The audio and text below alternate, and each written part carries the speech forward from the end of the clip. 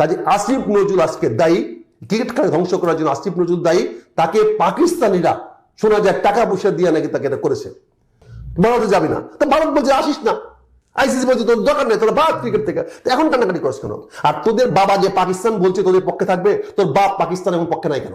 10 बार ये कह चुके हैं जी हम बांग्लादेश के लिए हम बाइकआउट कर रहे हैं, बांग्लादेश के लिए बाइकआउट करें, बांग्लादेश आपका थैंक यू तक नहीं बोल रहा। कितने शर्म की बात है। वो भाई बांग्लादेश श्रीलंका आ रहे हमारे साथ। जब बांग्लादेश को निकाला था ना वर्ल्ड कप से 14-2 का था, सिर्फ पाकिस्तान और बांग्लादेश, सिर्फ 2 कंट्रीज थे जो बोल रहे थे कि बांग्लादेश को होना चाहिए था।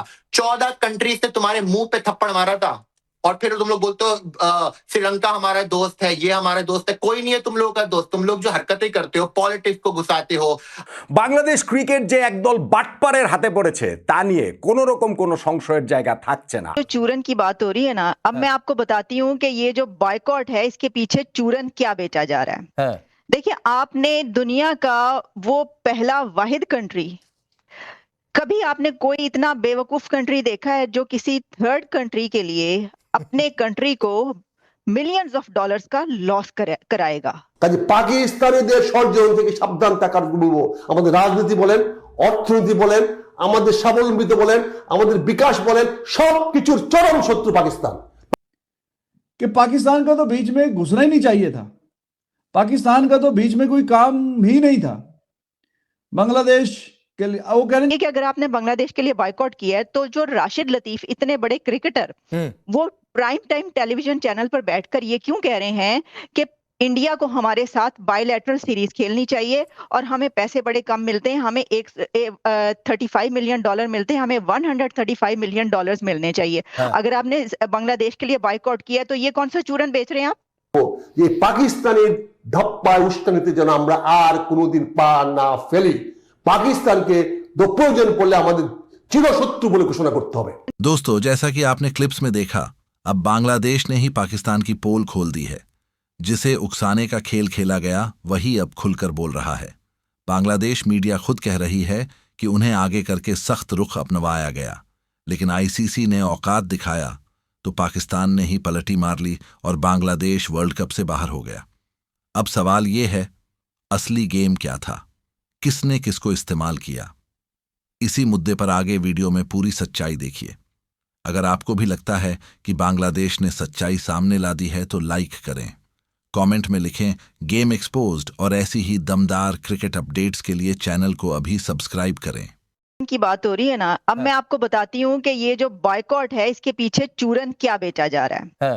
देखिए, आपने दुनिया का वो पहला वाहिद कंट्री, कभी आपने कोई इतना बेवकूफ कंट्री देखा है जो किसी थर्ड कंट्री के लिए अपने कंट्री को मिलियंस ऑफ डॉलर्स का लॉस कराएगा?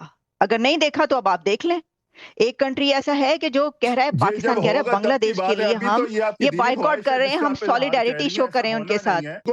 जिस कंट्री के लिए आपने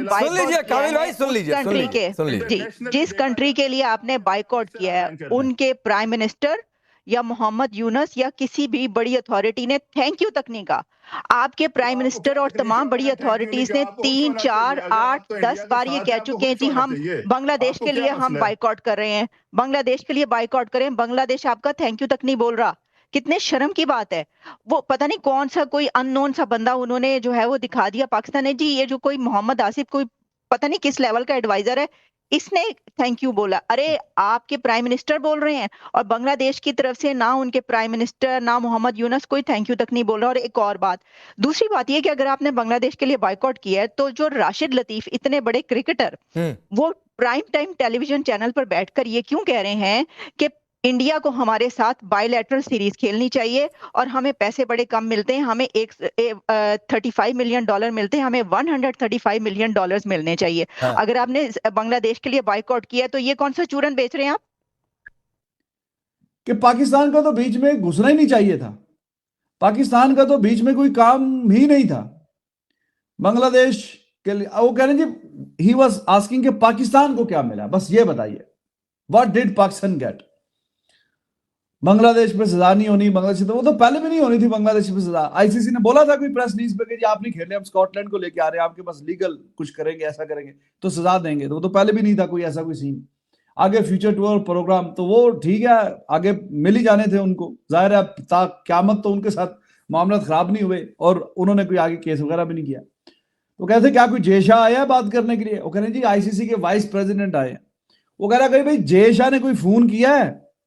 कोई जय शाह जो आईसीसी का हेड है उसने कोई फोन किया है, कोई कॉल की है, वो खुद आया है? ये फिर बड़ी बात होती कि हाँ जी उसकी कॉल्स आई हैं, वो खुद आया है, तो फिर आप कह सकते हैं कि हाँ यार काफी मामला जरा हिले हिला सा गया है। वो अपनी डिप्टी शिप्टी भेज दी है, वो बंदे को जब तक आप बताएं ना कि वो है कौन जनाब वाइस प्रेसिडेंट, कहां से आया है, किसी को पता ही नहीं है। जय शाह ने तो बात करनी नहीं थी आपके साथ, उनकी आपको तो पॉलिसी ये पाकिस्तान से बात करनी नहीं, हाथ भी नहीं मिलाना है। और जो आप कह रहे हैं हाथ मिलाया जाएगा पाकिस्तान और इंडिया के मैच में, तो वो भी चीज नहीं है, वो हैंडशेक नहीं आपके साथ करेंगे। और आप भी जो है उधर मुंह उठा के कैंडली जो है ना आगा जी खड़े ना डरे, चुप करके आप भी ड्रेसिंग रूम में आ जाइएगा।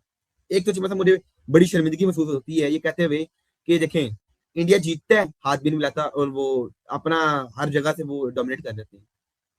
देखें आप हारे थे तो आपको शर्मिंदगी महसूस हो रही है, यार ने हमसे हाथ भी नहीं मिलाया, वो हमें इस काबिल समझते। मैं चाहता हूँ जीतो और आप भी ना हाथ मिलाना। आप क्यों तरले लेते लेते हो हमने हाथ मिलाने हैं?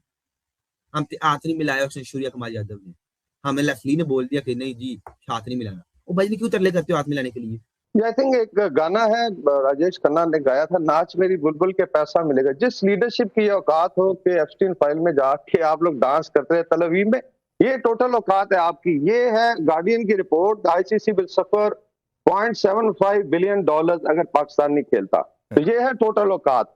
अभी आ जाते हैं असूलों की, आप बात कर रहे हैं बांग्लादेश के साथ we are standing like a rock, ये हमारा छोटा भाई है और irrespective of the cost, this cost we are ready to pay. हाँ बाकी गवर्नमेंट का डिसीजन है व्हाटएवर। वकार साहब सुनिए, एक तो औकात की बात जो है आपके मुंह से अच्छी नहीं लग रही है। बांग्लादेश जिस पाकिस्तान को दो टुकड़े कर उसको उसलिए औकात दिखाई जा चुकी है, वो कम से कम वहां का कोई आदमी या कोई सैनिक जो है वो औकात की बात तो नहीं करे।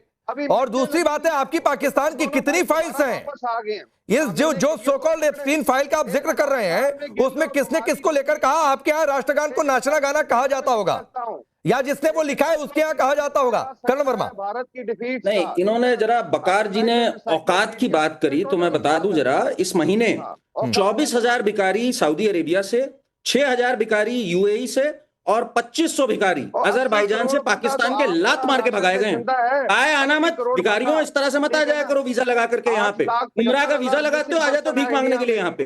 तो ये भिखमंगा देश है। दो हिस्से होकर के पतलून उतार के 93,000 सैनिकों ने भीख मांगी थी, माफी नाक रगड़ी थी जमीन पे, तब जाके बांग्लादेश बना था। ये बकार को ये पता नहीं है, तो बकार को पहले जाके पढ़ना लिखना सिखाओ, पर पाकिस्तान में पढ़ने लिखने का इल्म नहीं है भाई। तो ये जाहिल जो यहाँ बैठा हुआ है इसको आप कहां से ले आए राकेश जी? ये वहां क्या आटे की बोरी के लिए लड़ रहा था, वहां से उठ के आ गया ये बकार? कहां से आया ये बकार? वहां पे तो भाई चूरन भी नहीं बिकता, वहां तो लूट लिया जाता है। आटे की बोरी के लिए लड़ रहा था क्या ये जिसको उठा लाए हो आप यहाँ पर? इसको कुछ नहीं पता, इसको जरा समझाओ। भिखारी भगाए जा रहे हैं अलग अलग देशों से, ये यहाँ खड़े होकर औकात की बात कर रहा है। रिलीजन को घुसाते हो। दानिश कनेरिया ने पूरे पाकिस्तान की क्रिकेट टीम को एक्सपोज किया था, जिस तरह तुम लोग उसको फोर्सफुली कन्वर्ट करना चाह रहे होते हो। मुझे कितनी बार पाकिस्तान में फोर्सफुली कन्वर्ट करना चाहिए ये पूरी दुनिया जानती है। तो जब तुम लोग इस तरह की हरकतें करोगे, ना आईसीसी मुंह लगाएगा, ना तुम्हारे किसी जब तुम दूसरे देश में जाते हो इसलिए तुम लोगों को कोई मुंह नहीं लगाता है।